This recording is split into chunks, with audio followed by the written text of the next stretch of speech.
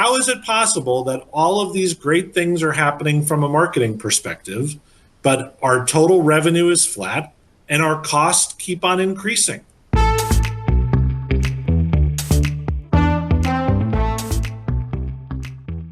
It's really important to think of this holistically as not only a tool and an analysis methodology that can help businesses understand how their marketing is performing, but really thinking about marketing in the context of other drivers of the business. And we'll talk through some examples of what that looks like throughout the discussion. First, as we're getting started, I'd like everyone to imagine the scene. You're in a business meeting. You're talking about results from a recent time period. Could be the last week, it could be the last month or quarter or year. And there are stakeholders from different functions around your organization: marketing, finance, maybe merchandising, maybe operations, maybe sales. And everyone's trying to understand what's going on with the business, what's working, what tweaks or changes need to be made to improve overall business performance.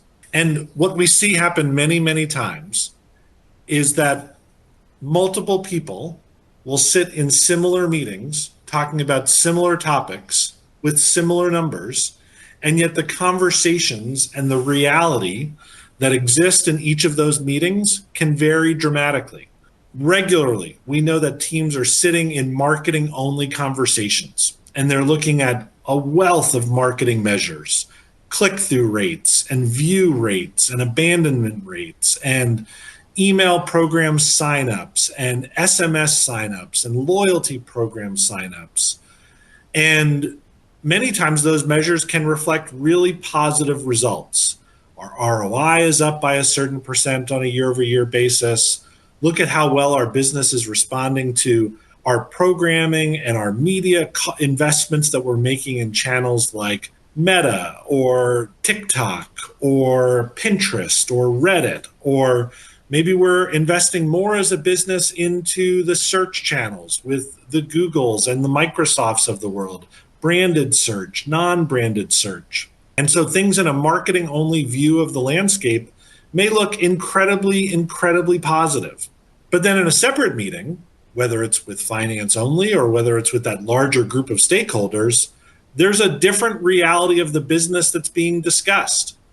How is it possible that all of these great things are happening from a marketing perspective, but our total revenue is flat and our costs keep on increasing? The same set of numbers, the same inputs, can lead to very different outcomes in terms of how they're interpreted, how they're acted upon, and what it ultimately means to guide future decisions for that particular business.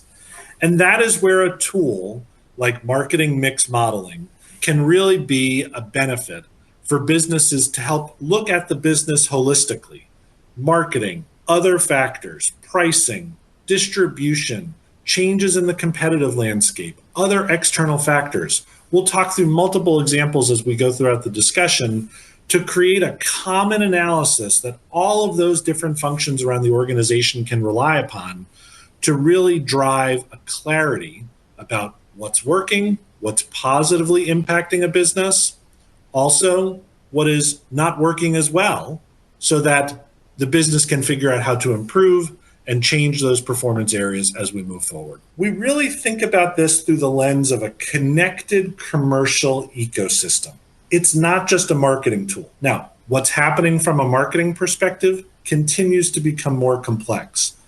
There's still a role for traditional media, the growth of digital media, the growth of trade and retail investment. But businesses want to understand, well, what was working within that investment? Was it the creative? Was it the message? Was it the channel where that particular advertisement was carried? Was it the audience we were targeting against? And then, of course, understanding the various relationships across all those channels. Had a conversation with a partner this morning. I want to understand what happens to our paid search volume when we launch this new television creative versus in other markets where we're not going to be running any television at all. What is the relationship between a TV investment and search volume? Really focused on understanding those synergy effects. But as we talked about, it's not just marketing. It's a tool to help understand the impact of what's happening to your business from an operations and a supply chain perspective. Are you expanding your distribution, whether that's more doors, more products available on your website, more retail channels, which you might have distribution in today that you didn't yesterday? Does your business have sufficient levels of inventory? Again, COVID taught us that lesson of the importance of healthy inventory levels and consistent and predictable supply chains.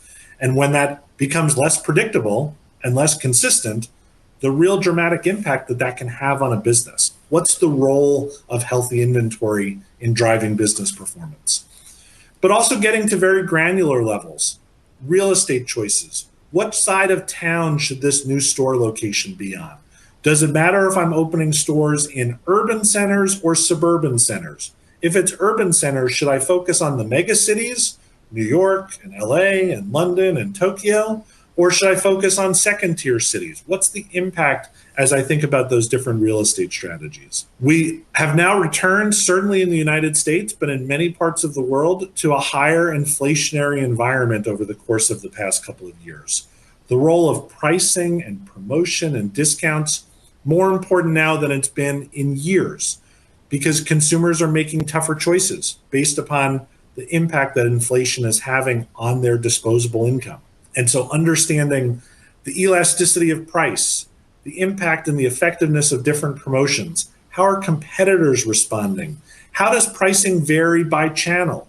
If I have a product that has distribution at a mass retailer like Walmart, at a grocery store, at a drugstore channel, and is also available on my own website, what's the impact of each of those different channels when it comes to the role of pricing and promotion? And then last, and certainly not least, is the impact of the outside world. No business is totally within the control of the decisions that the business is making. And so more and more, we are focusing with our partners on helping understand the role of economic impacts, inflation, consumer confidence, gas pricing, house pricing, interest rates, all of these different factors that can impact overall business performance. For many years, people think of marketing mix as a tool that answers a question around ROI. What was the return associated with that investment? And that's still true. But where the world has changed is that while ROI is still a critically important number, more and more, especially as the conversation has moved from just a marketing conversation to now one across the full group of business stakeholders across functions, it comes to that discussion around incrementality.